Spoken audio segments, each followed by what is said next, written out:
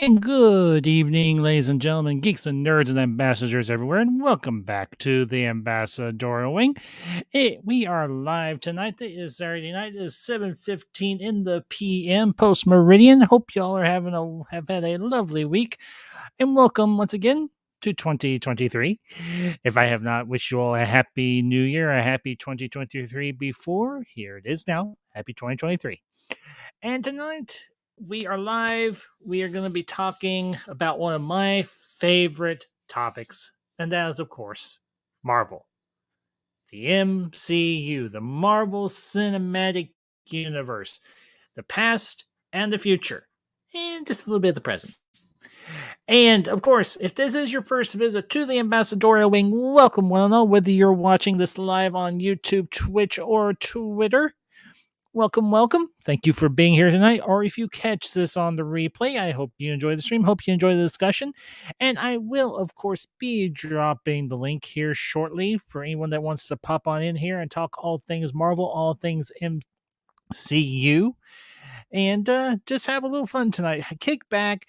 It's Saturday night. It's a good night to just kick back, relax, not get overly stressed. Just pour yourself a nice adult beverage, perhaps, and just have a nice conversation, have a nice talk about something that everybody loves, whether it was old or it's current or it's new. That, of course, being the MCU. But one more other little piece of housekeeping. Make sure you smash that like button. Make sure you Hulk smash. Hulk? Smash. Hulk smash that like button. Share this out with all of your friends who are fans of the Marvel Universe, whether it's the comics, whether it's the anime series, whether it is MCU.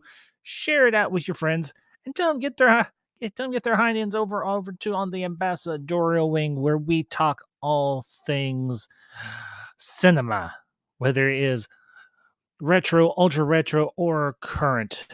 Whether if it's geeky, if it's nerdy, if it's awesome, if it's a great piece of cinema, this is the place where we talk about it. So, but with all that being said, let's hop right into the topic for the evening, and that is, of course, the MCU.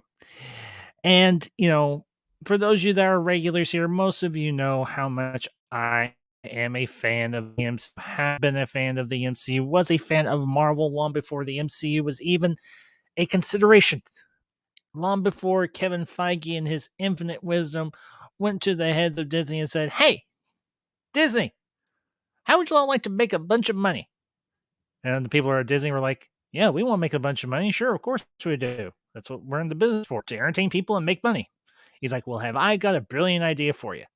It's a little thing called the MCU."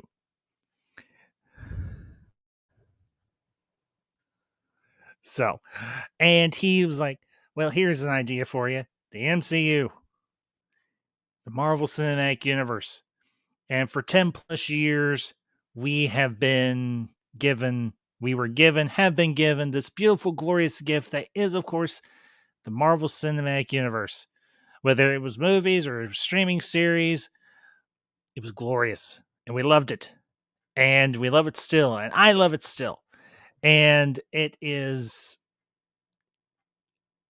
has been quite a ride over the last 10 plus years from 2008. Good grief, 2008. I wasn't even married to my first wife yet.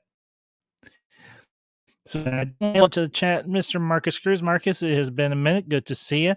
I feel like there's no hype for Secret War like they did with Infinity War and Endgame. Well, Marcus, we do have a few more years before Secret Wars gets here, so I wouldn't be sounding the panic bells just yet.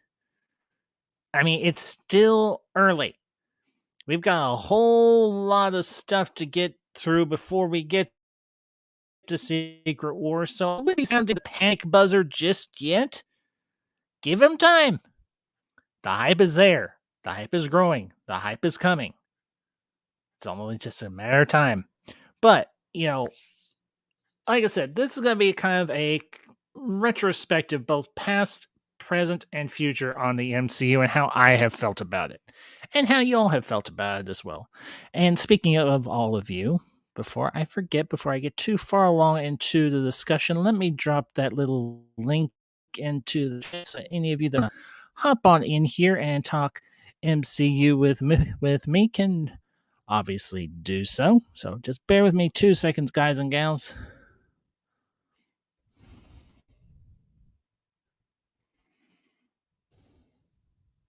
And go and boom. Done. I just gotta zip on over here onto the other tab for a hot second. Be a good little link. There we go. All right. Now, the MCU. So, and also to the chat, my good friend from across the pond, my fellow member of the council, though disbanded, never truly gone, Mr. Mountains of Elysia, my friend, good to see you. Happy New Year to you as well. And obviously, it is quite late over on in your neck of the woods, so I appreciate you stopping by this evening, or well, late this evening, or for you, so especially. But as always,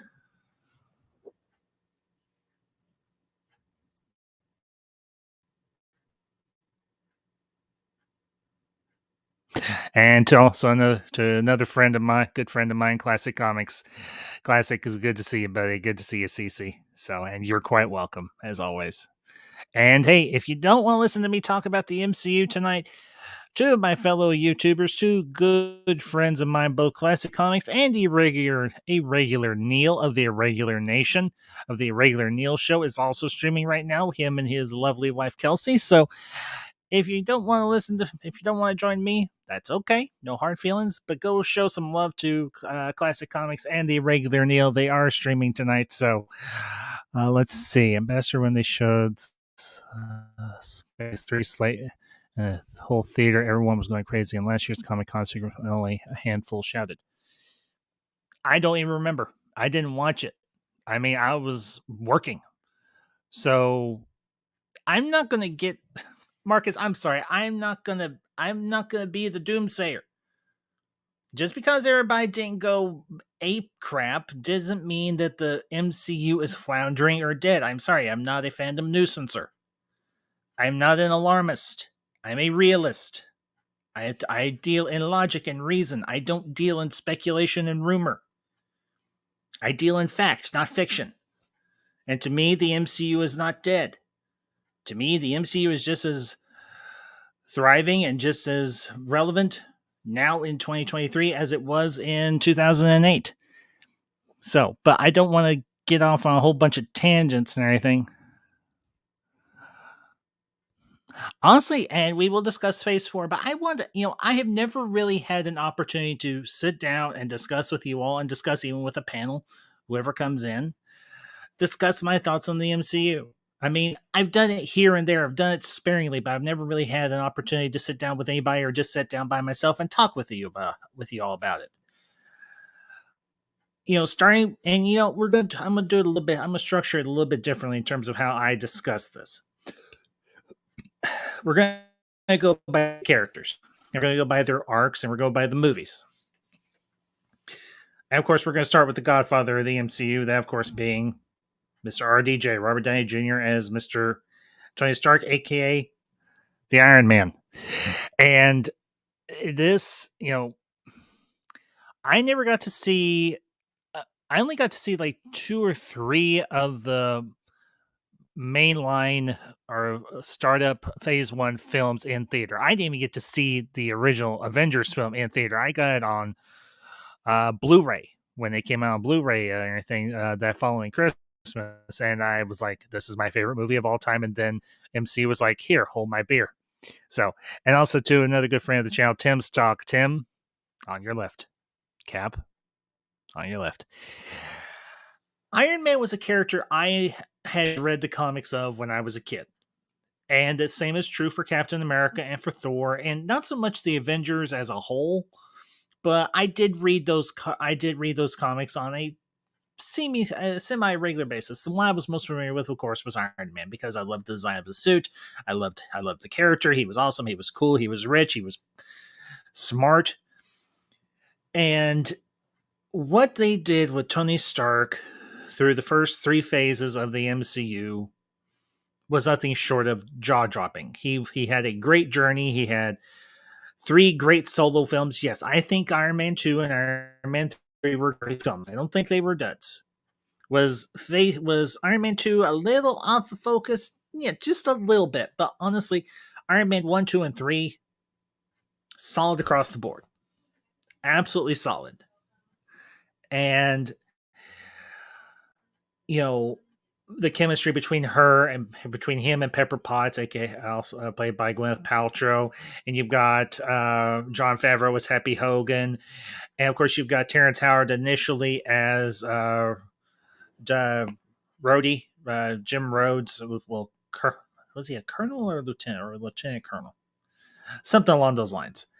But then, of course, you got Don Cheadle, who came in as Rhodey, and Don Cheadle. I love Don Cheadle as Rhodey. I liked Terrence Howard uh, as uh, as Rhodey, and I think he was good too. And if it had not been, honestly, let's be honest here. If it had not been for Iron Man, that first Iron Man, we have never gotten the rest. And the rest for me, ranking the movies, I've done that with other YouTubers on other channels, on other panels, and so on. I've discussed it in social media and so on. The weakest link of the initial run of movies, from like phase 1 to phase 2, honestly, was Thor: The Dark World. But I don't even consider Thor: The Dark World a bad movie per se. It was the middle chapter of Thor's journey, and of course, we've had further adventures with Thor. We had Thor, The Dark World, we had Thor Ragnarok, we had Thor Love and Thunder. And I will say it. Are all of the Thor movies perfect? No. But they are highly enjoyable. And I will also say this. I know I'm going to probably ruffle some feathers. And if I do, you know what? I'm not trying to be combative. I'm not trying to be rude. I'm not trying to be mean spirited or anything of the like. I thought Thor Love and Thunder was a good movie. It was entertaining. The tone was off in places, but it was not dreadful. And there's one other matter I do want to kind of address. And this is not me going after anybody. This is just something I have observed on social media and on YouTube and so on. It seems like YouTube is kind of the hub for all social media, really, because it's like the place everybody comes to talk about this. Well, not just about the MCU, but about anything, really. Thor: Love and Thunder, and I've also seen this subsequently ever since Endgame came out, and even Spider-Man: No Way Home. That's your perspective, Marcus. You're allowed to say it. I don't think Love and Thunder was garbage. Do I think the tone should have been? I don't even think the CGI was garbage. I thought the CGI was pretty good. I thought it was right on par with the rest. The only CGI I've ever really had a problem with, and that was more recently, and was in She-Hulk. In the last episode, it was one little second of a frame, and that was the appearance of Hulk's son, Scar. And I thought Scar looked rather bland, honestly. But aside from that, I thought the CGI was just as good in Thor: Love and Thunder as it was in any of the other MCU movies. So, but as I was saying, ever since the end of Phase 3, I have noticed this phenomena going on, and I will come back to my discussion on the first 3 phases of the MCU here in just a minute. Ever since the last 2 movies of Phase 3 came out, and there was so much hype, there was so much buildup, there was so much anticipation. It feels like everybody measures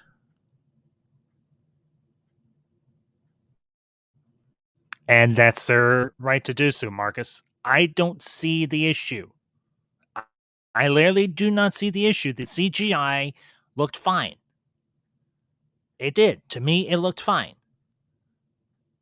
I didn't have a big issue with it, but that's beside my point here. This phenomena I have seen is people continually trying to build up the hype for every Marvel property that has come out since Endgame and No Way Home. Now, hype is okay. Hype is good. Hype is natural. It's part of the marketing process. You want to get your fan base hyped. But the problem is people get overly hyped and they go in with these big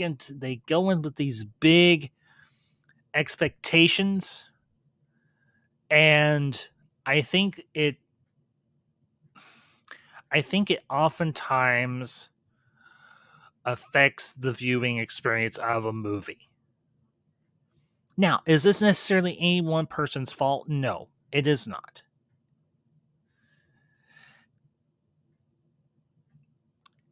It's just the nature of the beast. But I think those of us who do commentary, who do review within the social media sphere, with on Twitter, on Instagram, on Facebook, on Twitch, on YouTube, and so on, I think sometimes even we get caught up in the hype. And again, that's not it's not a bad thing. But I think we should sometimes honestly take a step back and say, look, nothing is ever going to be as epic as Infinity War, Endgame, and No Way Home, or even before any of those other movies. Nothing is ever going to be as big as Civil War, or even the other two Spider-Man movies. That those being Homecoming and Far From Home.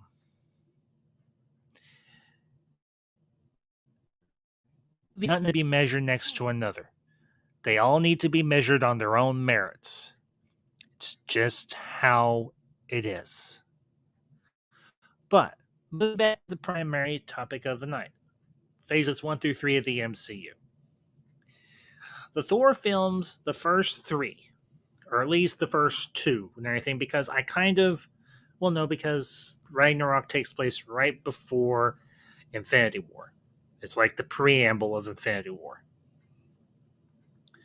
But if you look at the first Thor, you look at Thor the Dark World, I actually liked the tone that they had.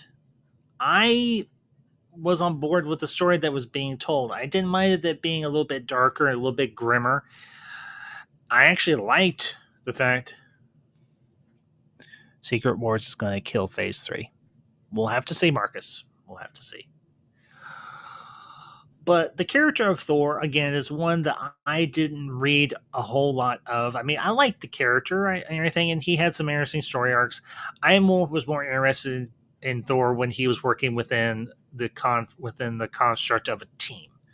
His individual adventures in comics was okay, and everything, but I liked him better when he was working with others. Now that also brings us to, of course, the Incredible Hulk, portrayed by Edward Norton and Mark Ruffalo. Now, the Incredible Hulk was let's just say it was a far distant cousin from the Yang Lee early 2000s Hulk with Eric Bana. Now, I will make this comment briefly about the Ang Lee Hulk movie. It's not awful. It has issues, but it's not awful.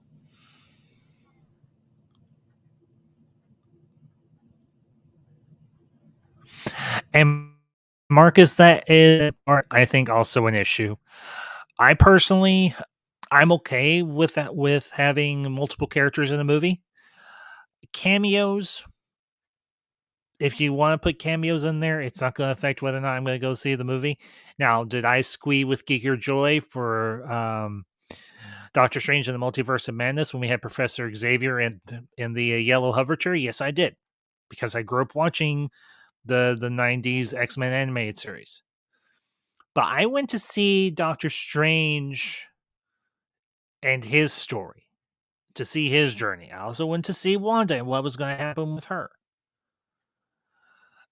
And speaking of the first Doctor Strange movie, loved it. Benedict Cumberbatch is Stephen Strange to a T in his look, in his mannerism, in how he behaves, and how he acts, and how he carries himself as the character. He's spot on perfect. He is. He's absolutely spot on perfect as Stephen Strange. But coming back to the Hulk, or particularly the Incredible Hulk with Edward Norton and Liv Tyler, and I think it was it John Hurt? Yeah, it was John Hurt. Now the late John Hurt, unfortunately, which stinks. But as with all things, all people succumb to age or illness. Incredible Hulk wasn't bad. I enjoyed Incredible Hulk. It was a good, solid introduction for the Hulk to the MCU. Now, throughout the subsequent appearances, Mark Ruffalo has taken on the mantle of the Hulk, and I thought he was good. I like that his character evolved and changed as time has gone on. I liked how he portrayed the Hulk and Bruce Banner in Thor Ragnarok. I think the Hulk, he works better in an ensemble. He isn't a character that can necessarily carry his own movie. And that's not to say that he couldn't carry his own TV show. Obviously, he did it. People very much enjoyed it. I never watched the old 1970s, or was it 1960s, 1970s Hulk TV series back in the day. Never had the opportunity to. But in terms of carrying a movie, it's tricky. But for the first Hulk movie, Edward Norton, he did.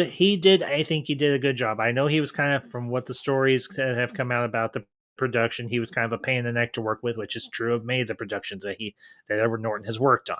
He's a bit of a pain in the neck. So I can understand where Kevin Feige and the other execs at the MCU would want to bring in somebody. I don't think we've seen the last of John Krasinski, Marcus. I really don't. So, but we'll have to see. So, I don't think that's the last we're going to see of that particular version of Reed Richards as Mr. Fantastic. So, but time will tell, as with all things. The Hulk is a very complex character because you have two entities existing in one body, and you need an actor who can portray that.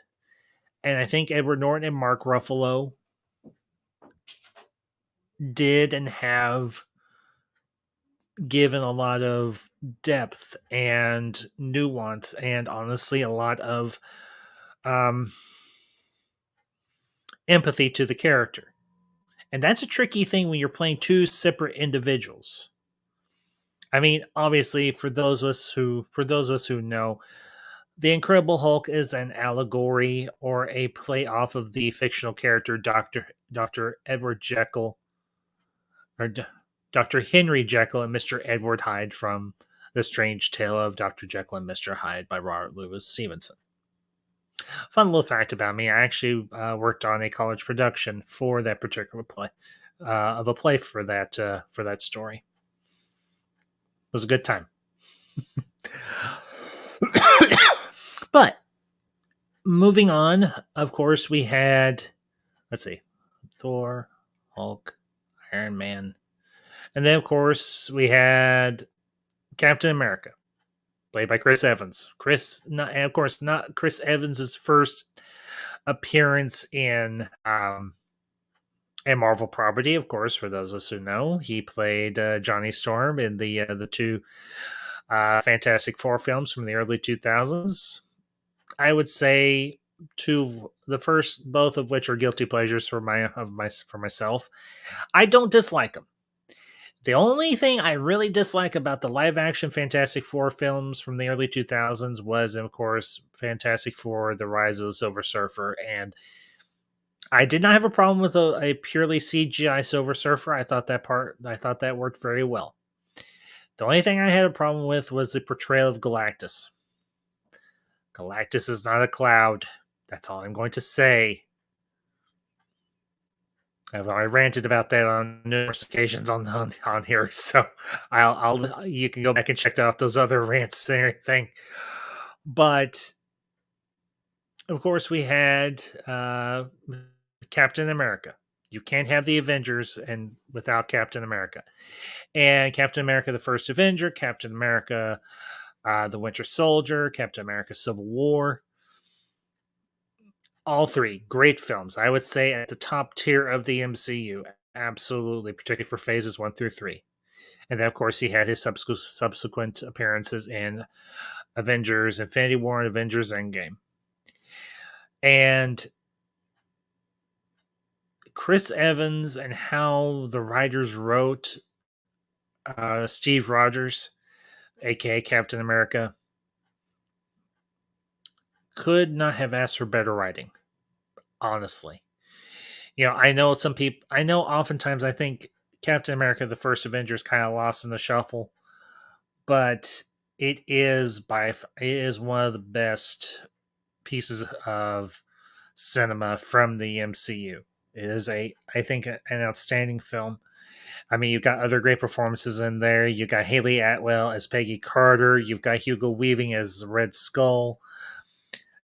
You got the whole, I don't remember the actor's name, but he plays all the scientists, the German scientists.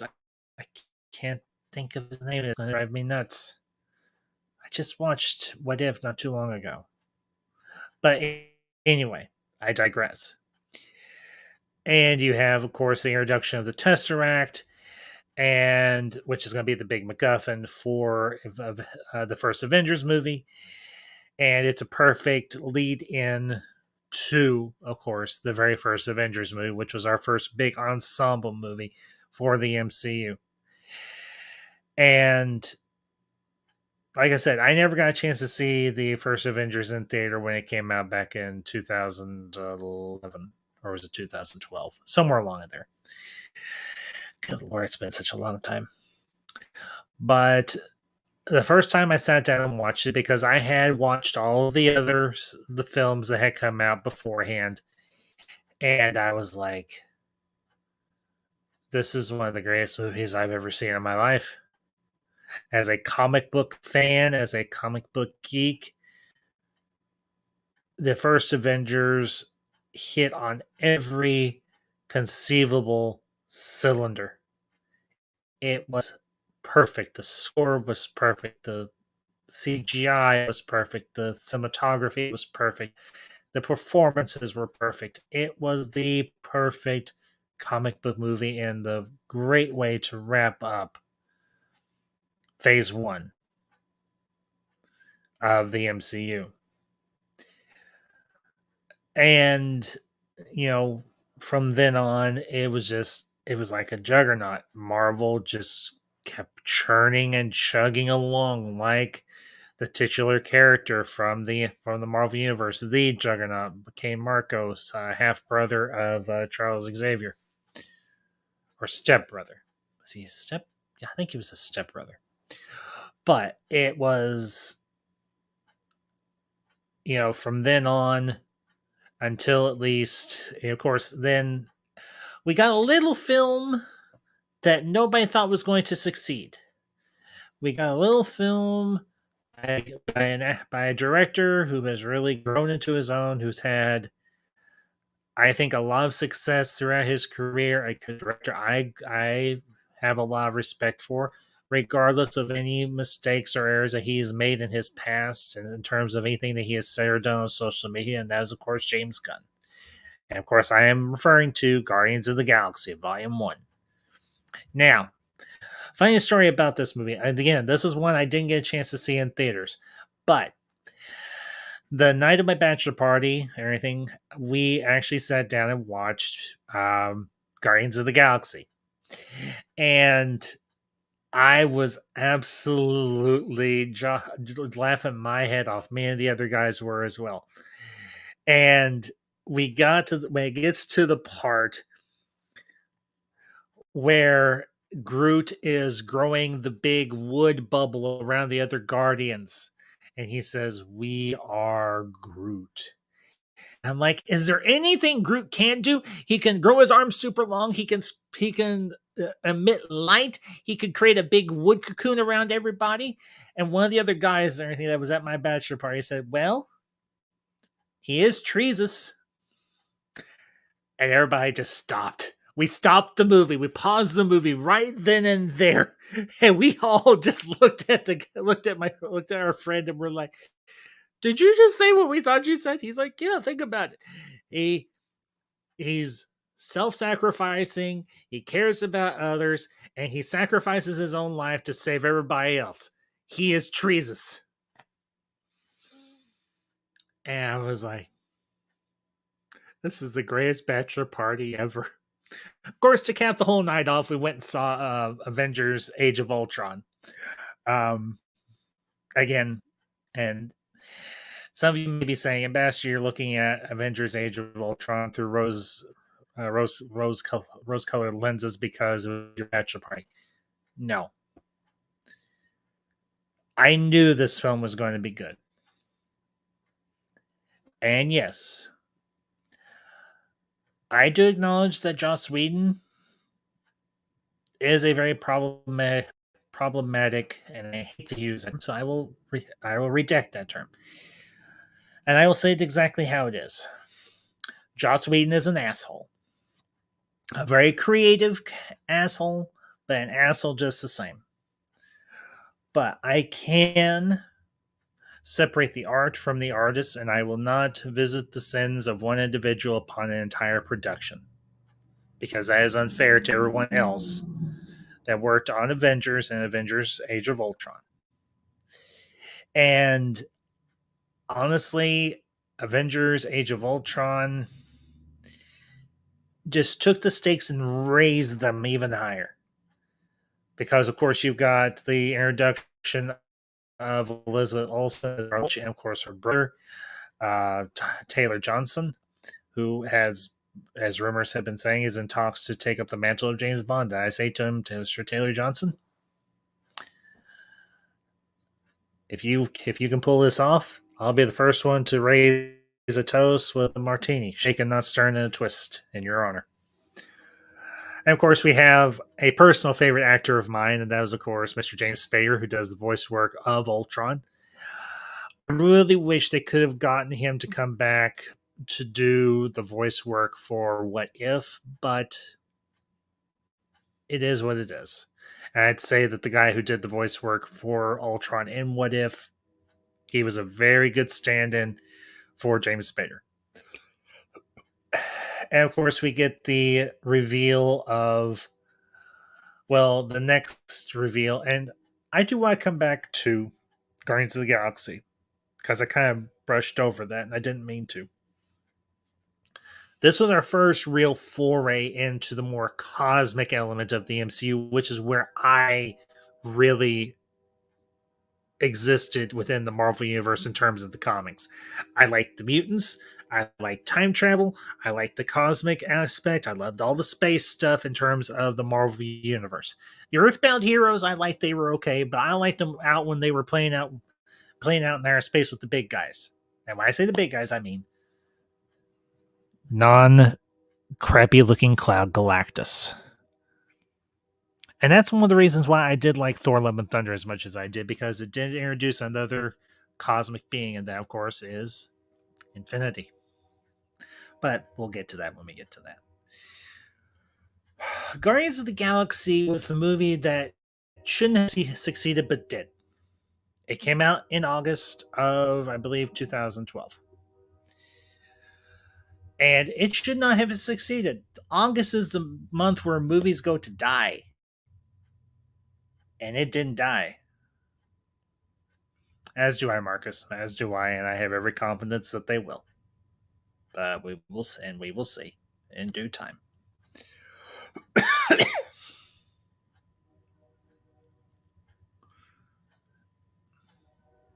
Them's fighting words, Marcus, and that's a fight you don't want to get into with me. But again, no, Galactus Cloud is not better than Thor: Love and Thunder. Anyway, Guardians of the Galaxy was a lesser known group within the Marvel Universe. I had never, and I will be the first to say it. 2014, not 2012. Okay, it might have been. Marcus, it's been a few years. So if Guardians came out in 2014, okay, my bad. Regardless, I never read, much less picked up a single issue of Guardians of the Galaxy. Not once. But seeing the first movie and then seeing Guardians of the Galaxy Volume 2, not to mention they include one of my favorite actors, of course, being Kurt Russell as Ego, the living planet, who turned out to be Peter Quill's dad, and also Mantis's dad. And for those of you who might be wondering, did I watch the Guardians of the Galaxy Holiday Special? Yes, I did, and me and Mam Ambassador watched it together, and yes, we thoroughly enjoyed it. The story they told with those two movies was very unconventional, but as with all things, it was a story about family and finding people that you care about, find people that you would be willing to lay your life down for. And as Peter Quill said so crudely yet elegantly, people that you want to give a shit about. Yeah, Marcus, I will agree with you on that one. Zoe Saldana as Gamora. Yeah, she was wonderful, and I cannot wait to see her back in Guardians of the Galaxy Volume 3. Cannot wait. It's just sad that it took this long because of a bunch of idiots online saying, "Oh, James Gunn said something bad back a few years ago on Twitter. Now we have to cancel him, and now Disney has to fire him, and now everybody has to be pissy about James Gunn." No, no, we don't. The man made a mistake. He owned up to it. He made amends, and now he's directing again. And I say to him, "Hooray for your swan song, Mr. Gunn. The floor is yours." Guardians Volume 1 and Guardians Volume 2 are by far two of my highlights. Not that there are any necessarily any lowlights for me in terms of the MCU, but there are some movies I will go back more often and rewatch than there are others. Guardians of the Galaxy Volumes 1 and 2 are two of those movies. And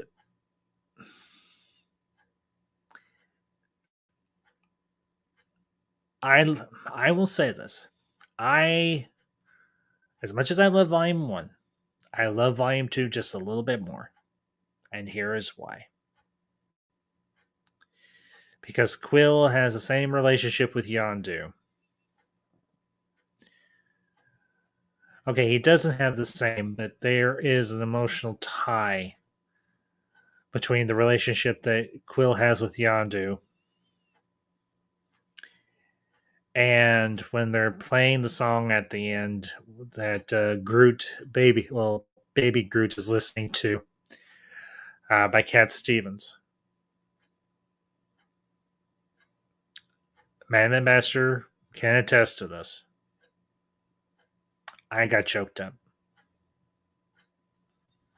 because Quill lost the closest thing he ever had to a father in his whole life. And I can more than appreciate how he was feeling. Because for those of you who know, and most of you know this very well, I lost my dad when I was 7. So that ending where Yondu sacrifices himself to save Peter, well, my father never had to do that for me. Peter floating there in the emptiness of space and watching Yondu freeze from lack of oxygen and die. I can understand the pain that Peter is probably feeling right then. And I think a lot of us who have lost parents or lost loved ones, regardless, can understand how Peter felt right there. And some people say, well, the tone for Guardians Volume 2 is all over the place. No, it's not.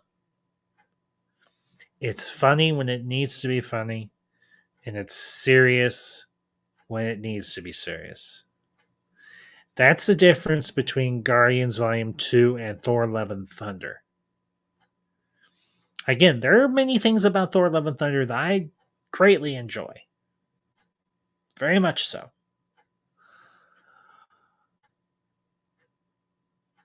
But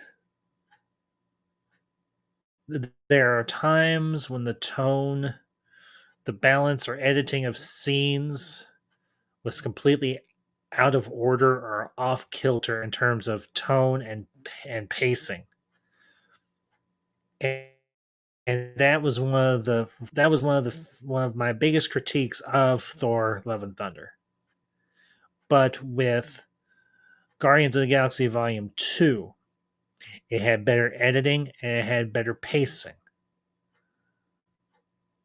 How the movie is edited together makes more sense. And when you have Yondu going through the ship with the big modified fin on top of his head, and he's whistling around and taking out all those crew members on the ship, and you've got the music going right at the perfect time. It's perfect. It works. And of course, you had the big battle at the end with the Guardians facing down Ego and Peter's fighting his father, and you have Fleetwood Mac's the Chain come in, and he's like, "You shouldn't have killed my mom, and you shouldn't have squashed my Walkman." And Peter goes to town on Ego, starts busting the head and kicking ass, even though it's his dad. It worked. It worked perfectly. Now that of course brings us to I feel like I don't want to neglect any of these movies. Granted, there's so many movies, 20 plus movies. I do want to touch upon of Captain America: Civil War, but I do want to touch briefly on Captain America: The Winter Soldier. Honestly, one of the big highlights of Phase Phase 1/Phase 2 of the MCU. This was an espionage movie, a spy movie in the MCU. Something you would not have suspected. But with a character like Captain America, it makes sense because he is in a lot of ways a much flashier and not as covert secret agent, a spy essentially. And of course you have Black Widow, aka Natasha Romanoff, played by Scarlett Johansson, and I'll just say this: from the moment she popped on screen in Iron Man 2, she had me sold. And I will make this comment too in terms of Black Widow. No, I have still not seen the movie, and I'm kicking myself for not doing so. And probably one of these days I will. I might even release a short review about it. Do I think Black Widow should have been released sooner than it was? Yes, I do. Her solo movie in particular. Excuse me. But in all honesty, Scarlett Johansson was wonderful as Black Widow. And the end of her story arc was perfect. I know a lot of people said, well, it should have been Clint that died. I respectfully disagree. Clint had a family. He had a wife. He had children. The only family Wanda ever had was the Avengers. And she was willing to sacrifice her life to save the rest of the Avengers to get everybody else back. And I think it was very poetic and very beautiful.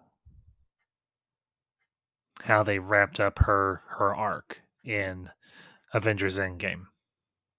I mean, for me, it was perfect. Could not have asked for better. And it is honestly, it is, like I said, that is the one mistake they did with phases 1 through 3. They should have done Black Widow solo movie before Infinity War and Endgame, but they did.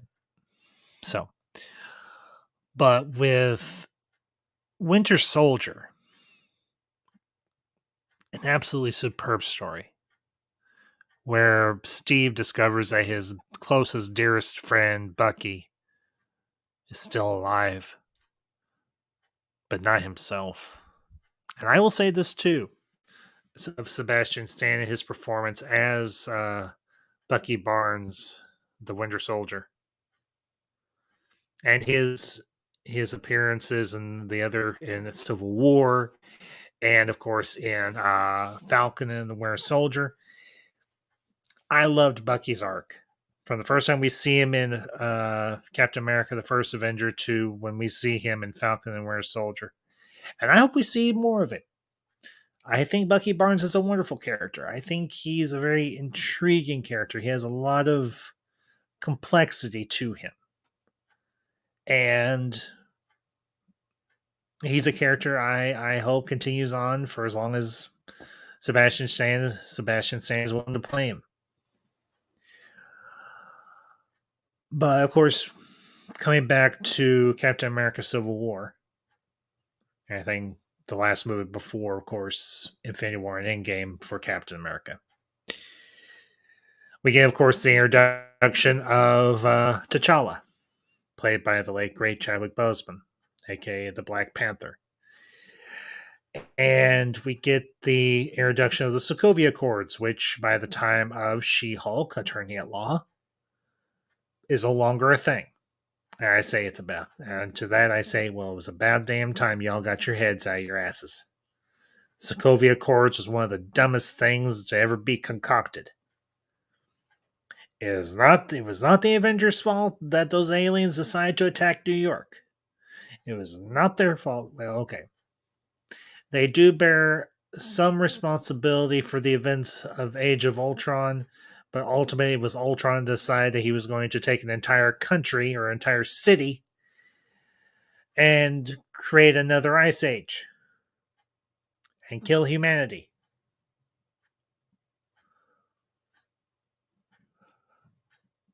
But the Sokovia Accords, which was one of the main drives of Captain America Civil War, and I will say it. Initially, I was Team Iron Man because, well, it's Iron Man. It's Tony Stark. It's RDJ. I cannot like him. But in retrospect, I have to say, if I was going to come down on one side, it would have been Team Cap. Because Team Cap was right.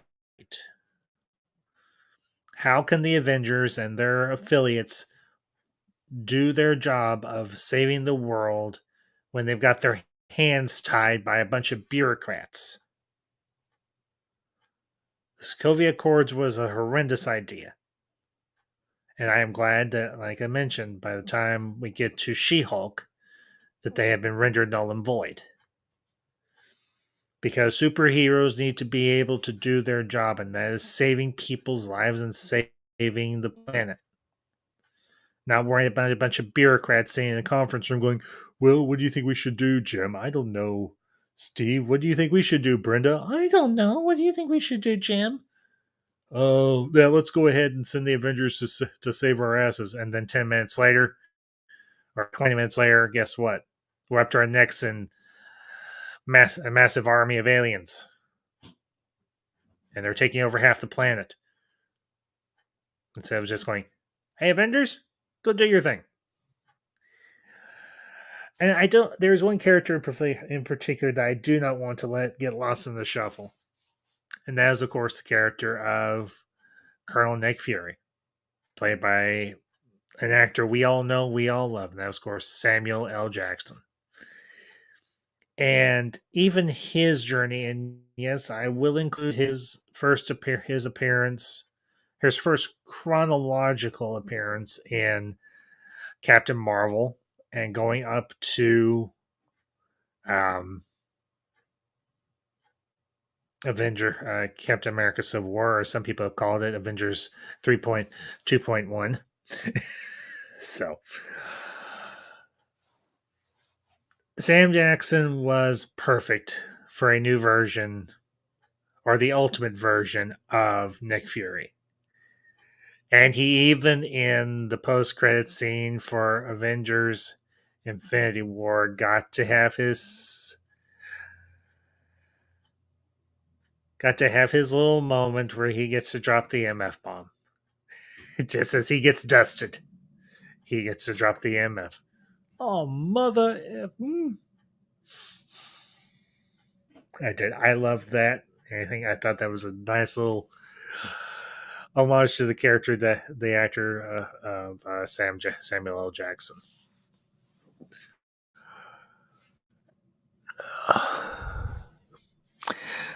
And to another good friend of the channel, one that I just did some videos with the other day, Mr. Zach Leary. Zach, is good to see you, buddy.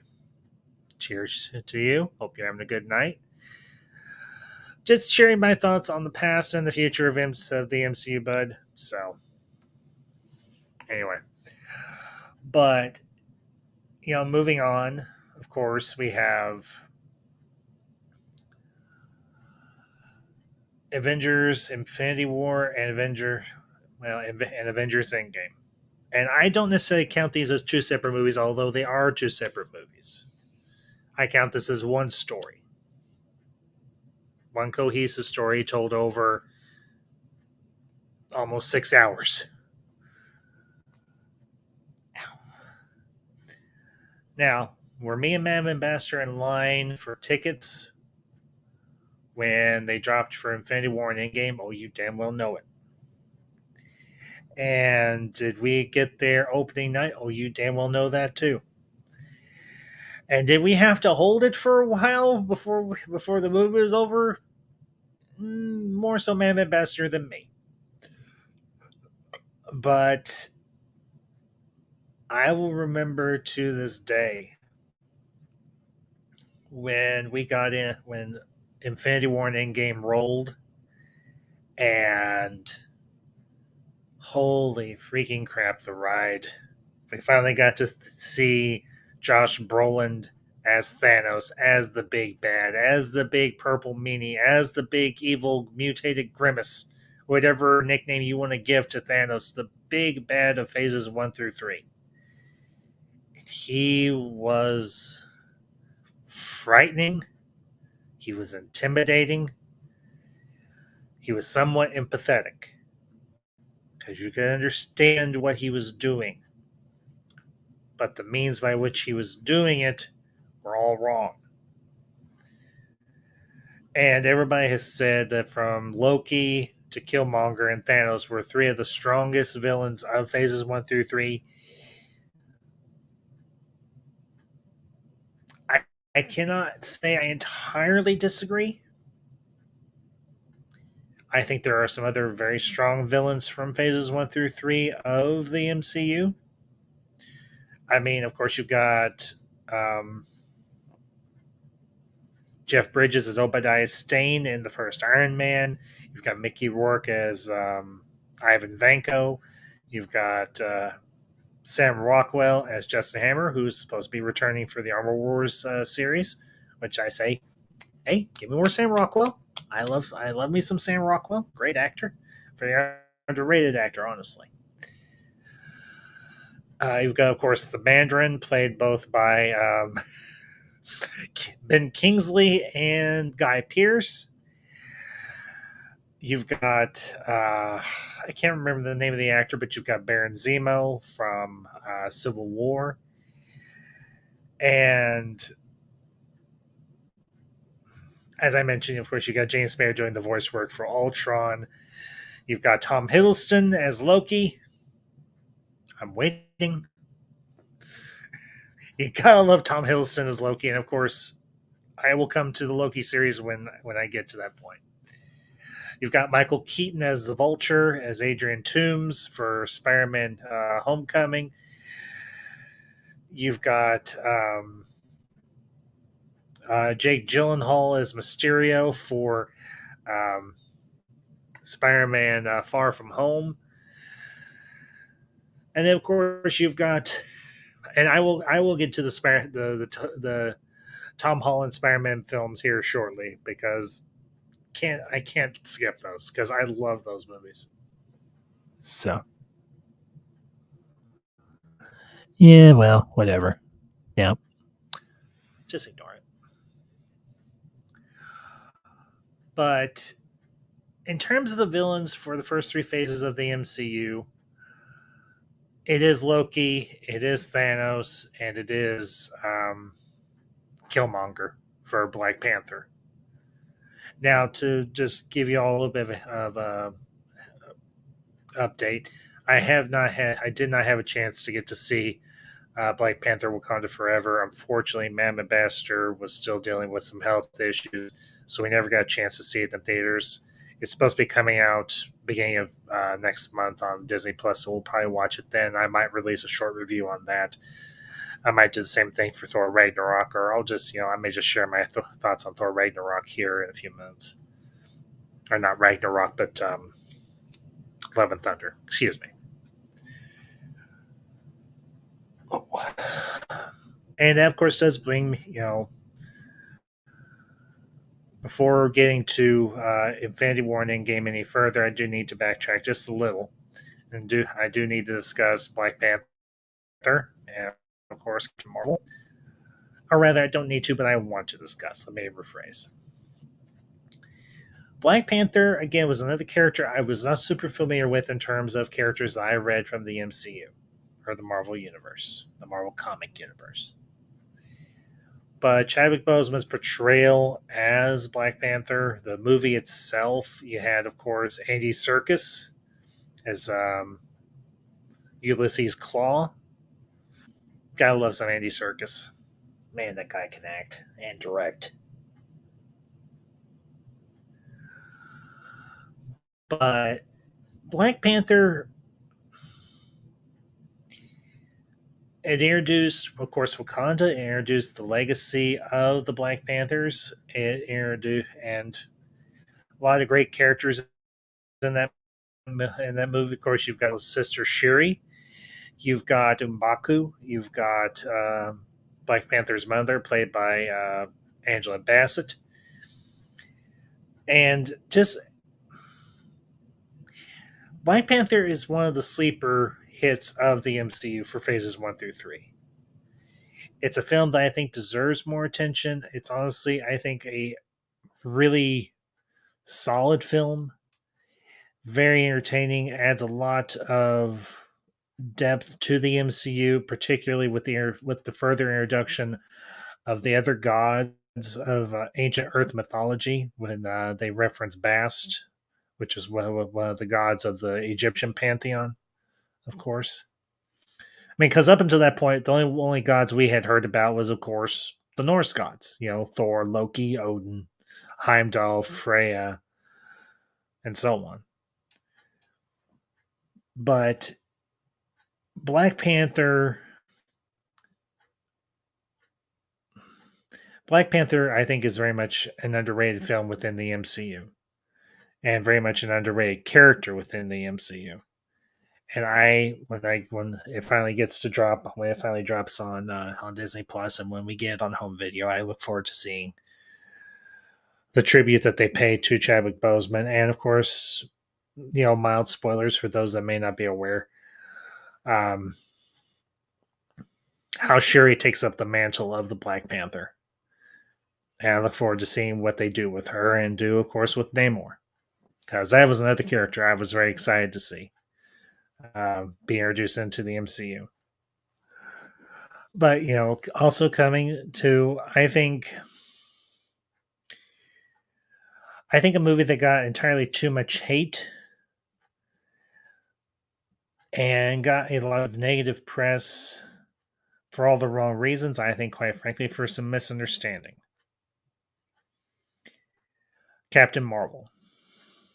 Now, me and Madam Ambassador, we are by no means what you would consider woke. We are about as unwoke as you can possibly get.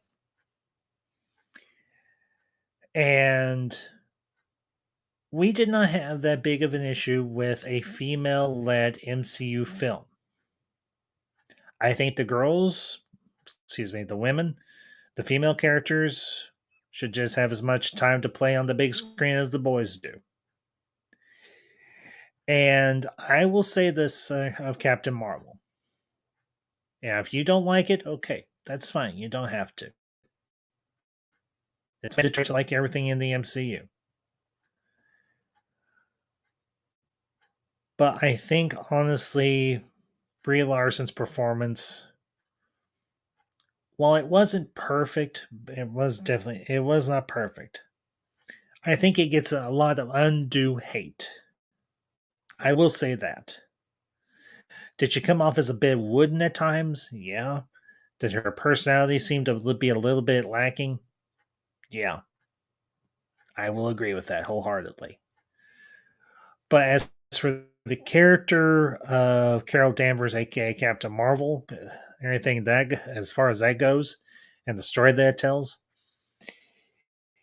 it's not a one-to-one comparison. But if you watch Captain Marvel and if you watch Captain America: First Avenger back to back, you will see a lot of similarities between those two characters. And that's something even me and Mam Ambassador discussed or anything after seeing Captain Marvel when it came out originally.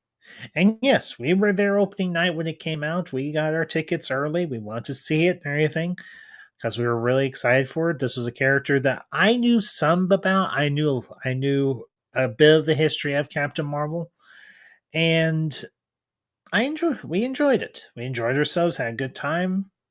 There's a good crowd and everything in the theater.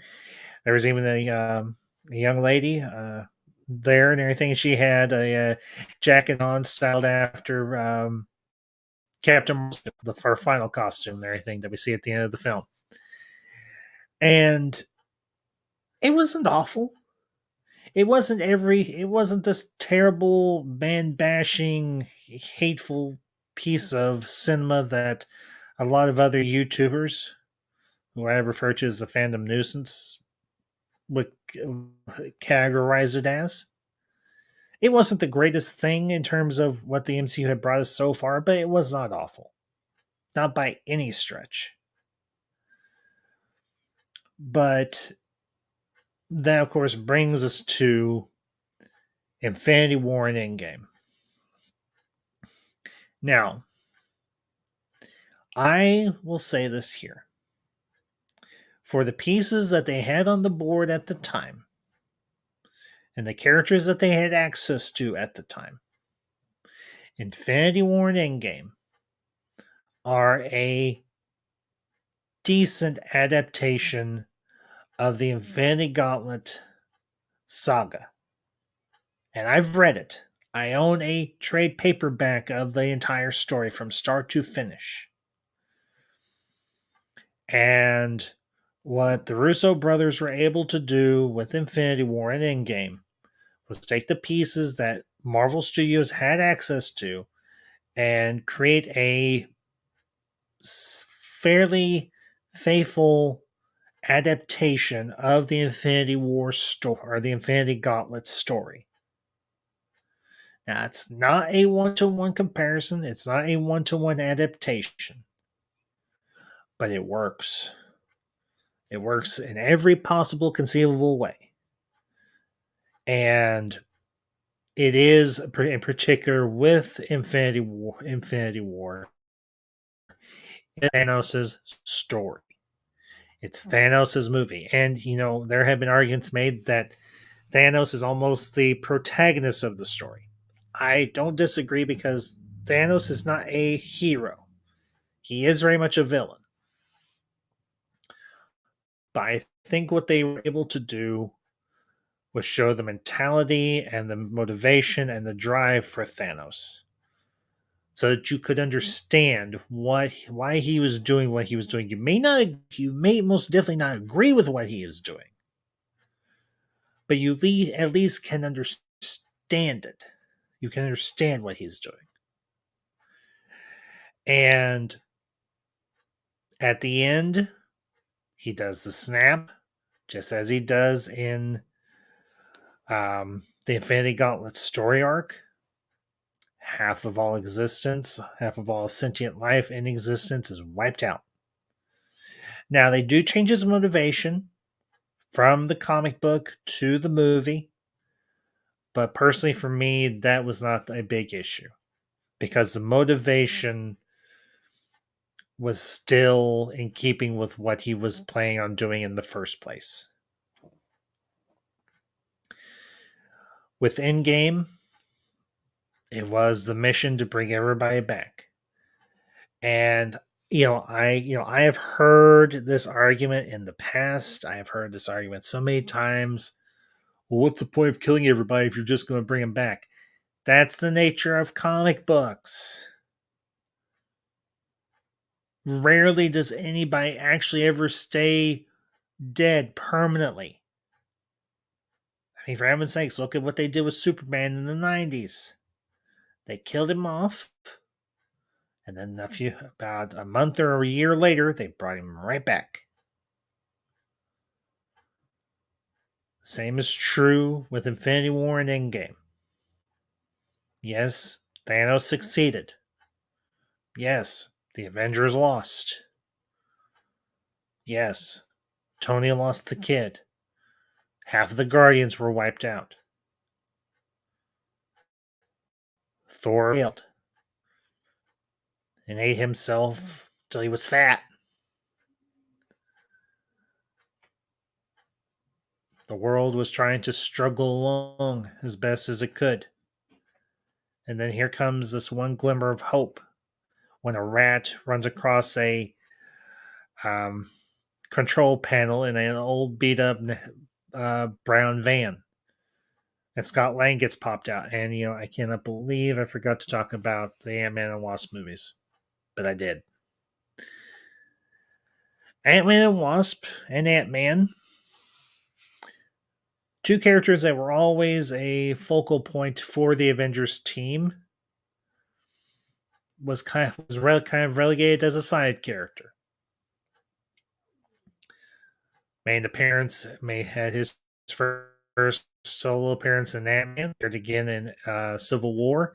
Of course, had Ant-Man and the Wasp and everything with Michelle Pfeiffer and Douglas. Not Kirk Douglas. Or was it Kirk Douglas? Anyway. Ant-Man and the Wasp. And Ant-Man. The comic relief of the MCU, so to speak. Two very enjoyable movies. Not by any means forgettable, but unfortunately, I momentarily forgot them. But anyway, I digress. Back to the main topic.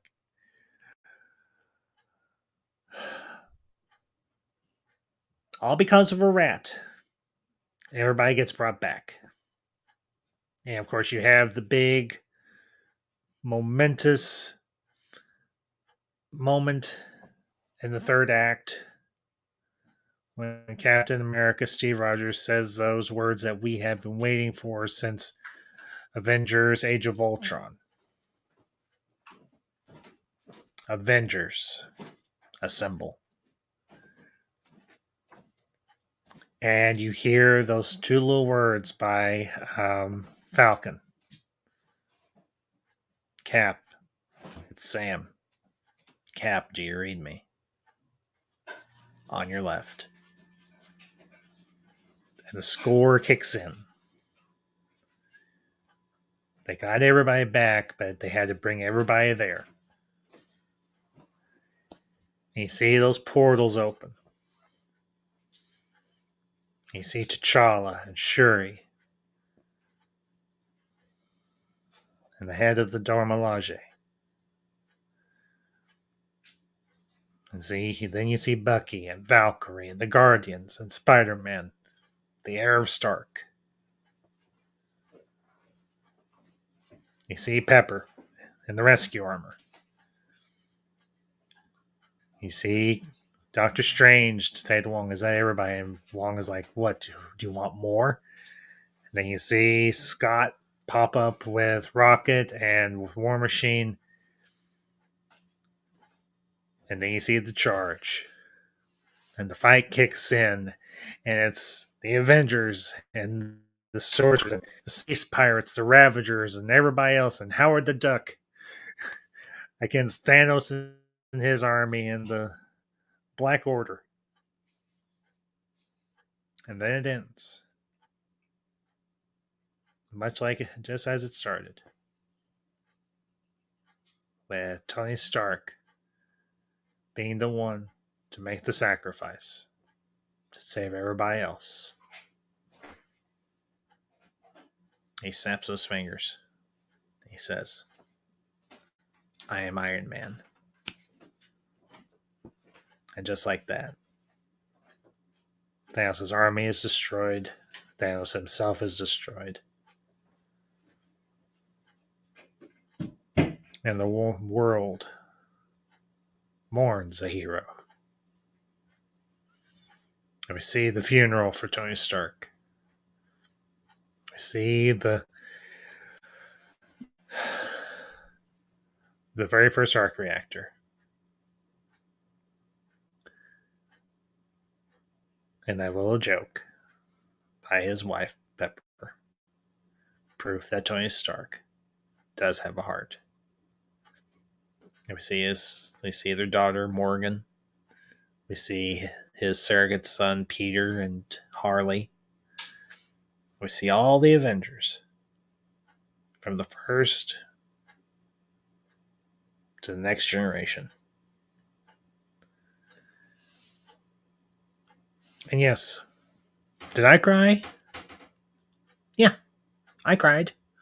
Just like everybody else in that damn theater cried when they had the funeral for Tony Stark. And we all cheered and we all roared and we all went nuts when they had the signature credits for each of the main Avengers as they signed off, except for a couple, Jeremy Renner and Chris Hemsworth. And I do want to say this briefly of Jeremy Renner and his recent accident. And for those of you who know me, this is not hollow, empty words. My thoughts and my prayers are with Jeremy Renner and his family as he convalesces, and I hope he makes a full recovery. In the name of the Father, and the Son, and the Holy Spirit. Amen.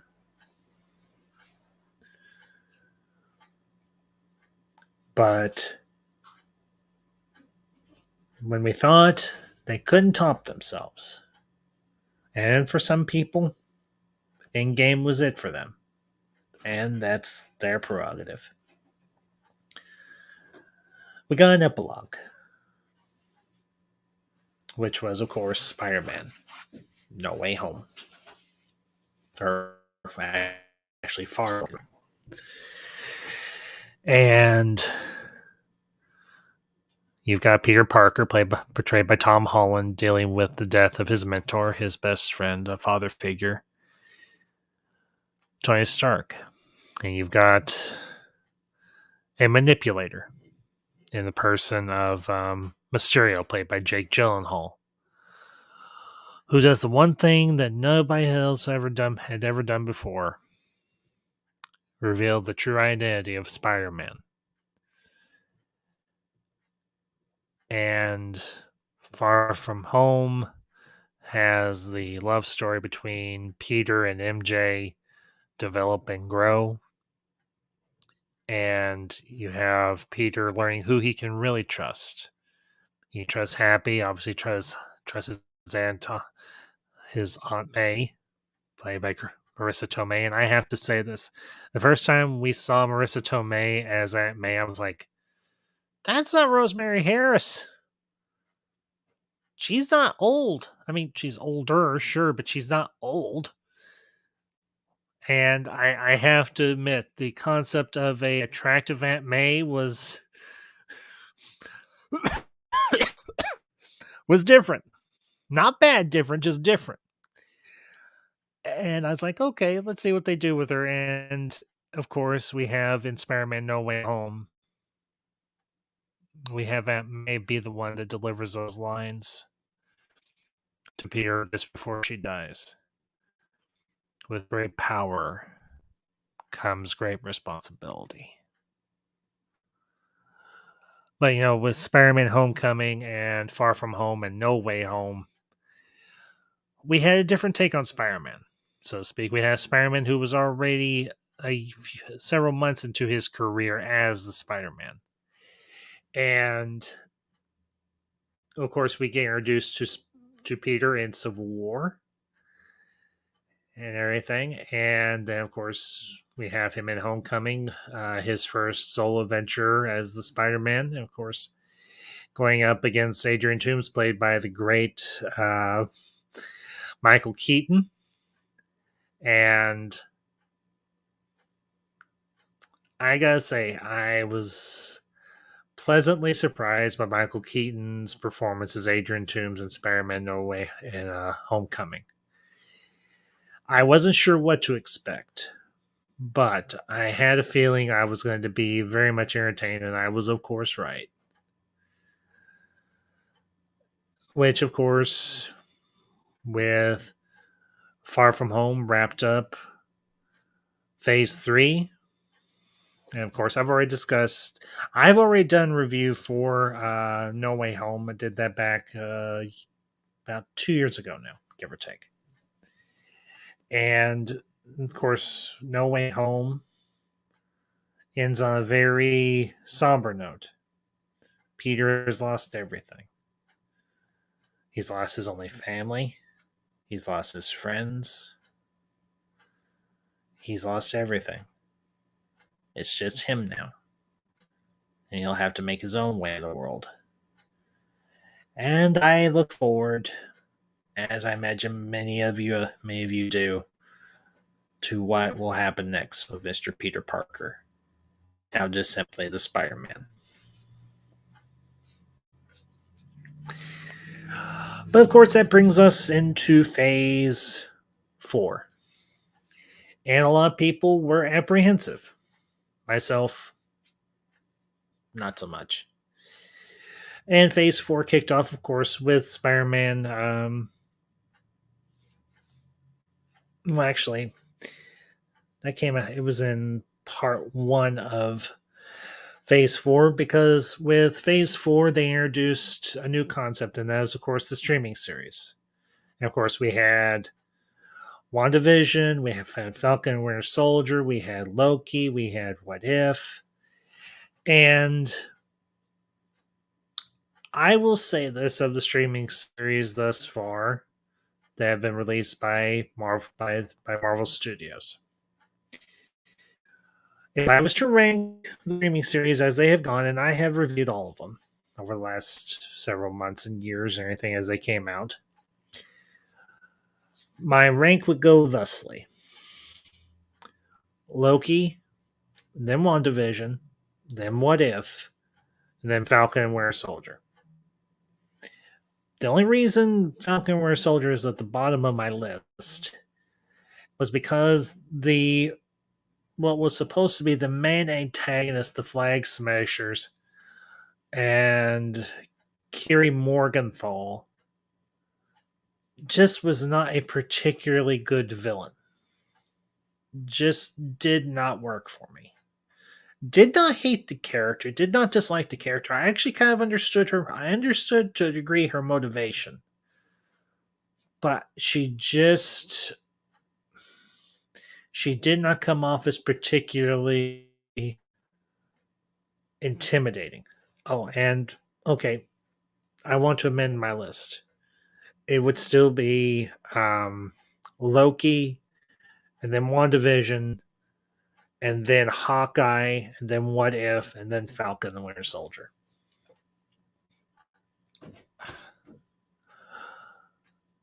The streaming series were an interesting concept, and I did not know how they would go.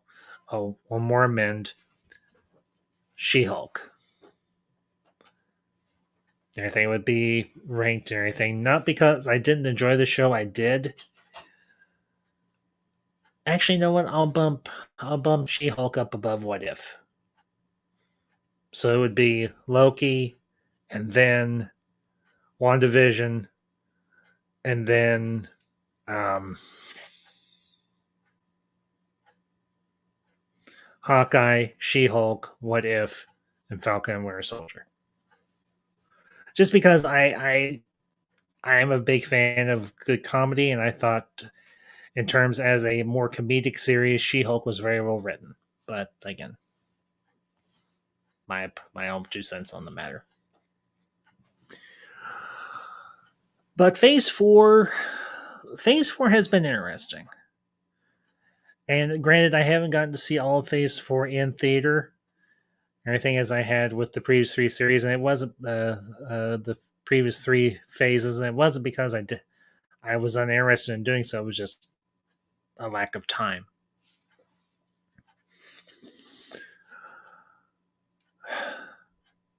Phase 4 has been interesting, and I think honestly, for me, has been the most intriguing and the most entertaining. And let me explain to you all why. As I mentioned before, I enjoy the more cosmic and the more mystical elements of the Marvel Universe in terms of the comic books.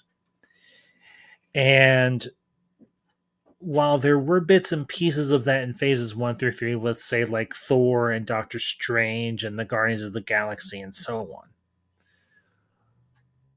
Phase 4 really got into the wheels that I enjoy most about the Marvel Universe. And it is the cosmic and the mystical. I enjoyed the introduction of the cosmic beings. I enjoyed the introduction of these different mystical beings, and like Doctor Strange and Dormammu, and Clea, who makes a cameo at the end of Doctor Strange in the Multiverse, and of course Wanda as the Scarlet Witch proper. And it was it has been, I think, for me anyways, it has been very enjoyable. I would say the highlight of Phase 4 for me, or the highlights for me for Phase 4 in terms of the films released, would definitely be the Eternals and Doctor Strange and the Multiverse of Madness. And the reason is they very much tie into those two aspects of the MCU that I love, that I read the most of when I was a kid.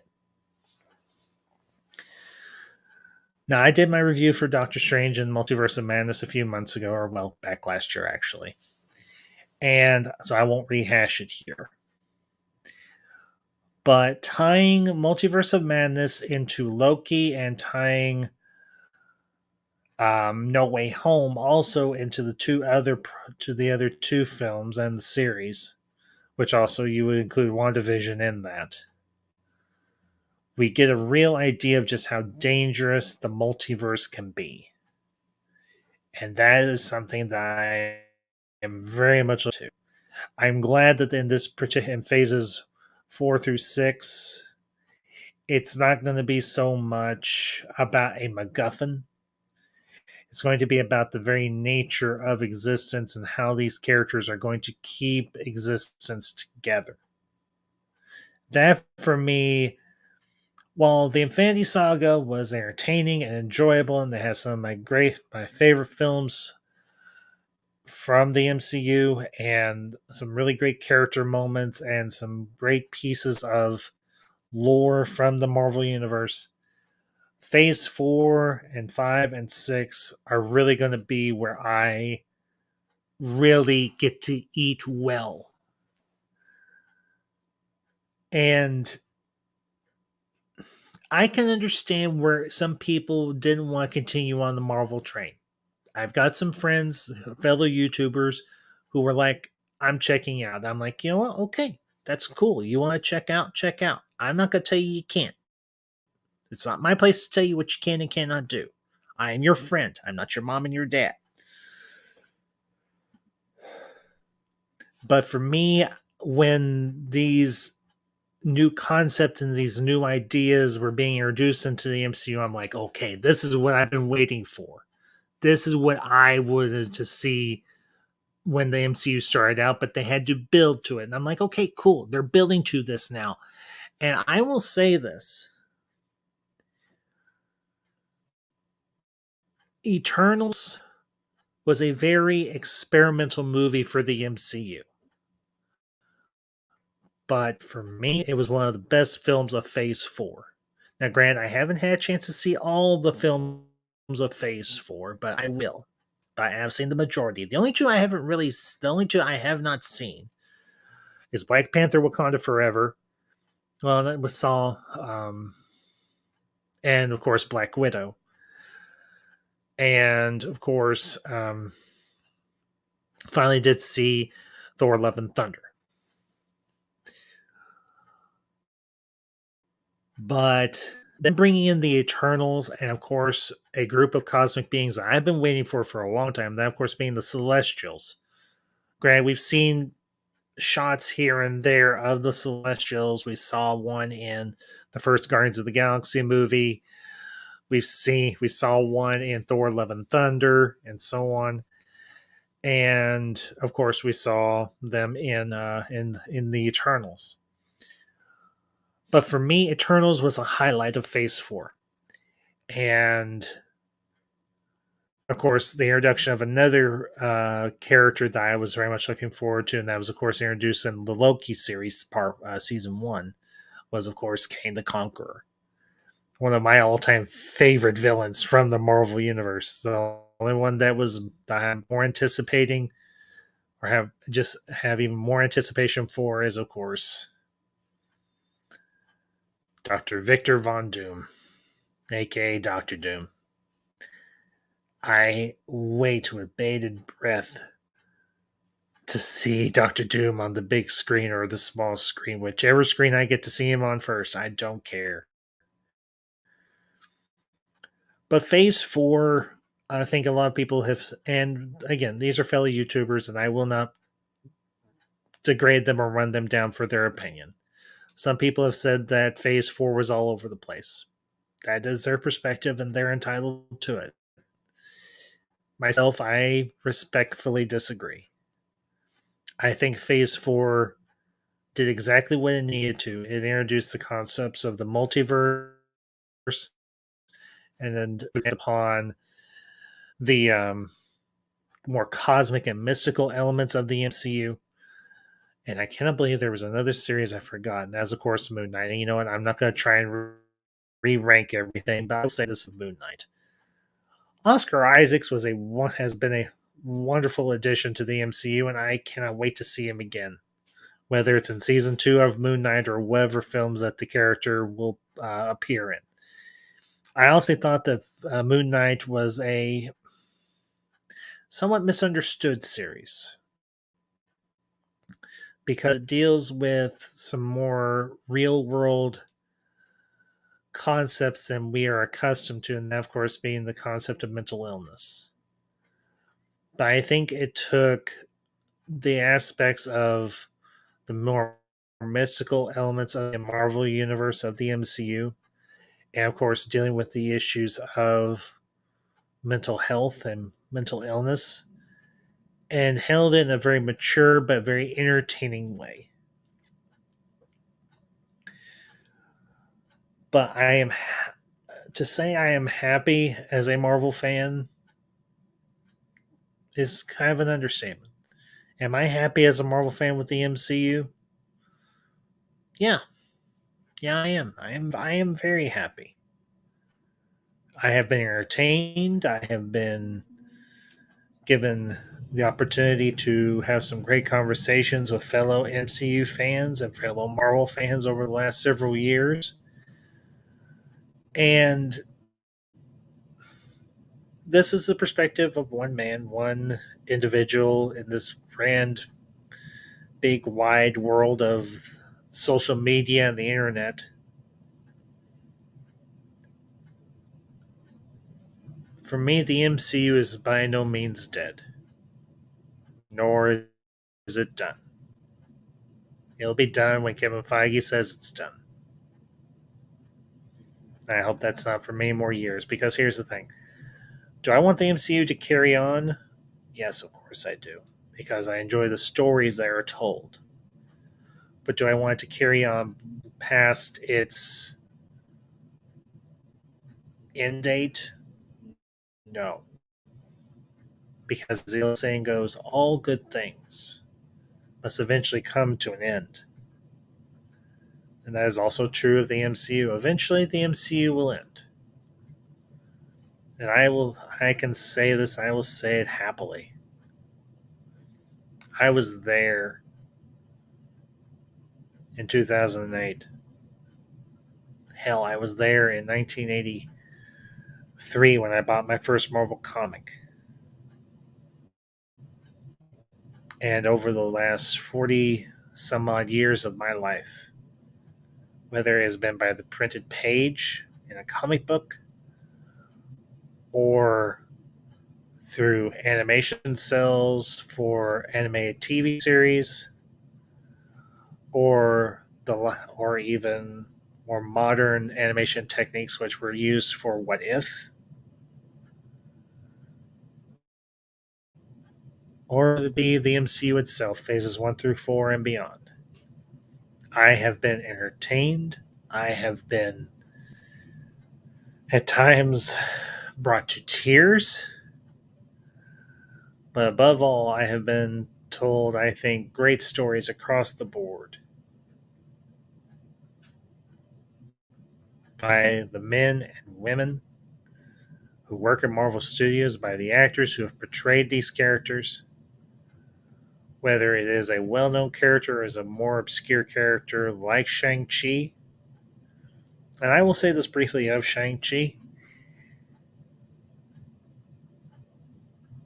I have always been a fan of martial art movies.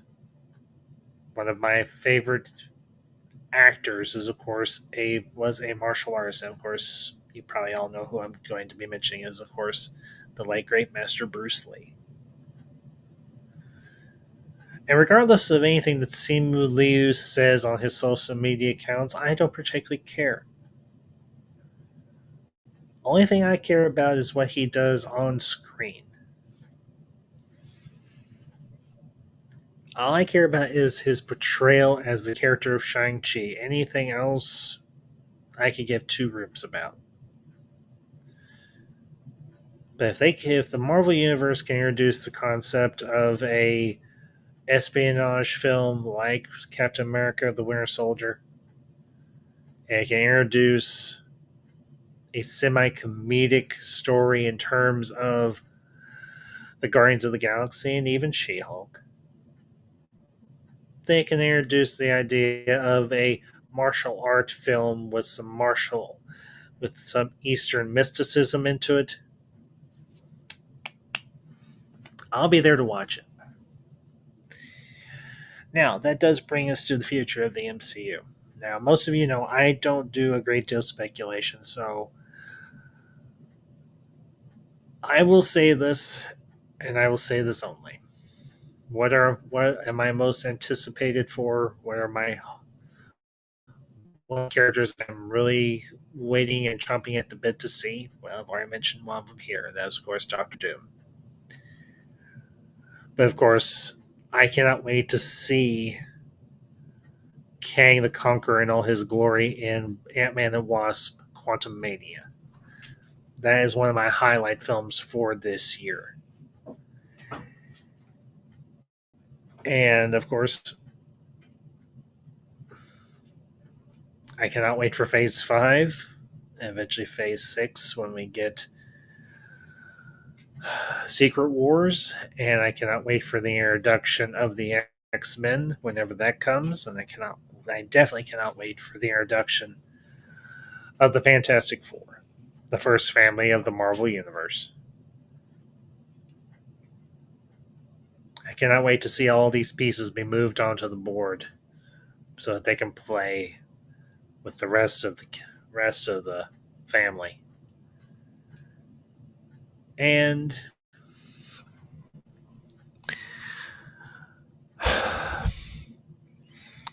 I will say this in closing, because we're going to wrap up here in just a few minutes.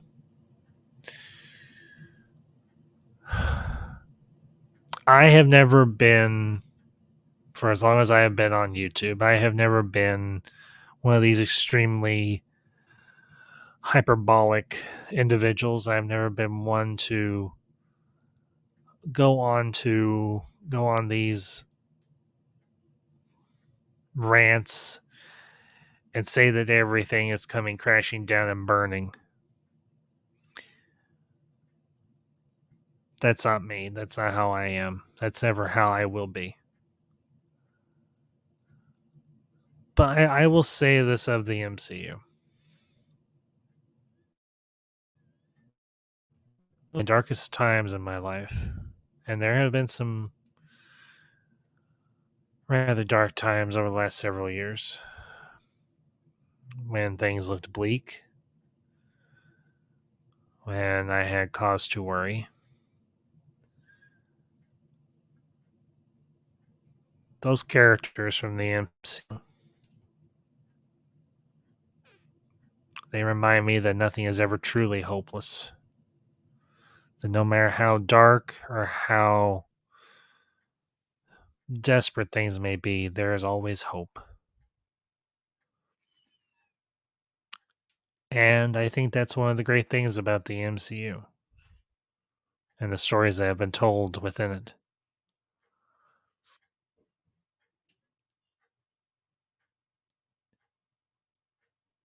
And to get a little real with you all, I shared this a little bit on social media on my Twitter account. The day after Christmas, I went into work and I was relieved of my position at my job. Clear out of the blue. Given some nonsensical reason that didn't make a lick of sense to any degree, just the simple fact that they wanted me gone because of the issues with my back. Because most of you know I do have problems with my lower back. I have a few discs that are bulging, unfortunately, and they do press down the nerves in my back and make it rather painful.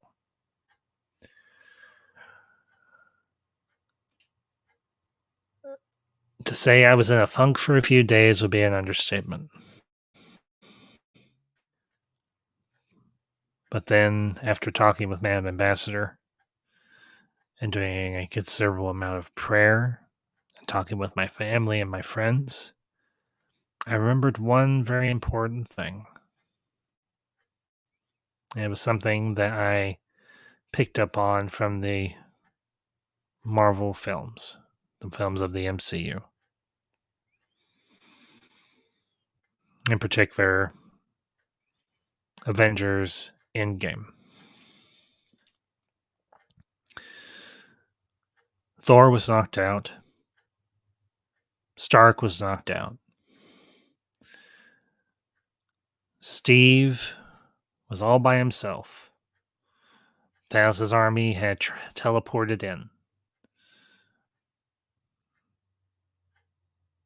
And despite everything, I mean everything, Steve got up, tightened the straps on the little bit of his shield that was still left, stood up, and was ready to take on that entire army. Win or lose, and most likely lose. But he never gave up.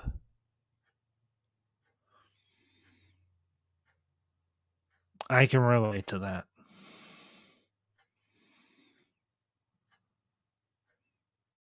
Because I will have to, much like him, pull myself up. Granted, not by myself. But much like Steve, I heard a voice say, "On your left." And that voice, of course, was Madam Ambassador. And the question of whether I will find another job, well, there is no question. I have nothing but confidence that I will. And it might be tight for a few weeks until I start getting paid on a regular basis again.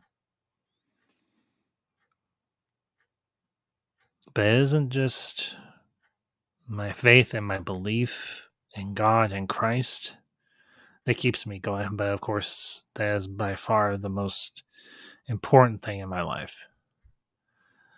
But it's the examples of those heroes in the MCU and from the comics I read as a young kid that reminds me that nothing is ever truly over and nothing is ever completely lost as long as there is still hope.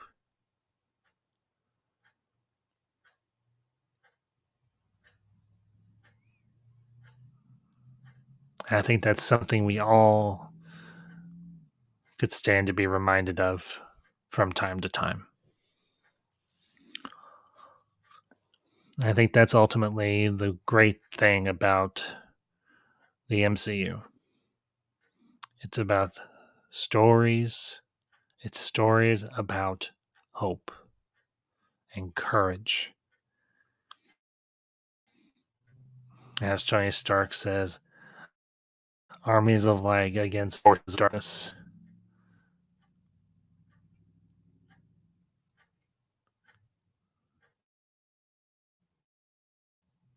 And that's why I have been a fan of the MCU.